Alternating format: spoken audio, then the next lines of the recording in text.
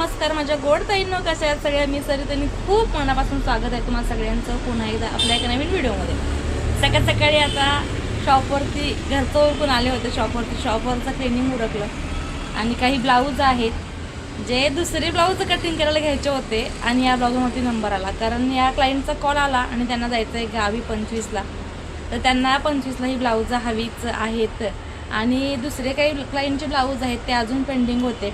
तर म्हटलं ते आज कटिंग करून घ्यायचे, आज उद्यामध्ये ते शिवून होतील, नंतर हे घ्यायचे. आणि त्यांचं 26, 27चं 25वरती येऊन टेकलं. त्याच्यामुळे त्यांनी कॉल केला आणि आता मला हे कटिंगला घेतल्याशिवाय काय पर्याय नव्हतं. मग ते बाजूला ठेवलं. तसंच माझाही स्वतःचा एक ब्लाऊज शिवायचं आहे, त्यालाही वेळ नाही आहे. कटिंग मात्र तो करून ठेवला आहे परवाच. काल संडे सुट्टी होती, आज सोमवारचं रुटीन चालू झालेलं आहे.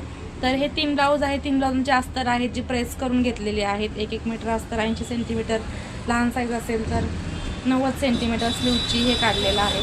आणि माहिती आहे हल्ली प्रत्येक ब्लाऊज तो असा सॉफ्ट असो, हा असा कॉटनचा असो किंवा हा असा काठपदर साडीचा असो, प्रत्येक ब्लाऊजला ह्या प्रेसला एवढी हेल्प होते या प्रेसची. कारण प्रत्येक ब्लाऊज बघा इतका चुरलेला असतो आणि कटिंगला काय तो व्यवस्थित सेट होत नाही. त्यामुळे प्रेस करून घेतल्याशिवाय पर्यायच नाही. तर सगळ्यात अगोदर ते अस्तर काढायचे, नंतर अस्तर प्रेस करायचे, ब्लाऊज पीस प्रेस करायचे. हे काम वाढीव होतं, कारण क्लायंट ठेवताना ब्लाऊज ड्रेस नीट ठेवत नाही.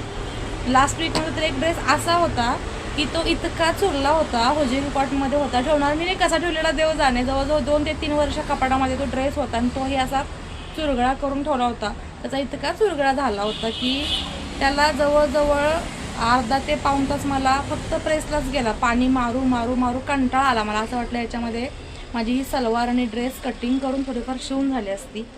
टॉप किंवा सलवार एकतरी शिवून काम उरकलं असतं, पण हे काय काम उरकत नाही. आता बघा कॉटनचे ब्लाऊज आहे तरीसुद्धा याला प्रॉपर प्रेस करावी लागलेली आहे, त्याशिवाय कटिंगलाच होत नाही. आणि मग ना बिना कटिंगचं घेतलं की खूप आळस येतो. आता बघा समजा हे ब्लाऊज आहे, ह्याला जर प्रेस नाही केलं तर ह्याच्या ह्या घड्या आहेत किंवा बॉर्डर वगैरे इकडे तिकडे असतात, त्या सगळ्या त्रासदायक होतात शिवण्यामध्ये आणि मग प्रॉब्लेम होतो. हे पहा हा सुद्धा असा कपडा इथे चुरगळलेला असतो. त्याच्यामुळे एकदा असं प्रेस करून घेतलं ना मन खूप प्रसन्न होतं आणि शिवायला असा उल्हास येतो, हुरूप येतो काम करायला, असं होतं.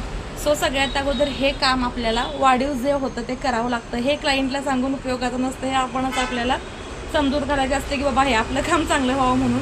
पण क्लायंटला त्याच्याशी काही देणं घेणं नसतं. तुमच्याशी असं होत असेल तर सांगा मला कमेंट सेक्शनला. चला तर मग पुढचा आजचा कटिंगचं रुटीन सुरुवात.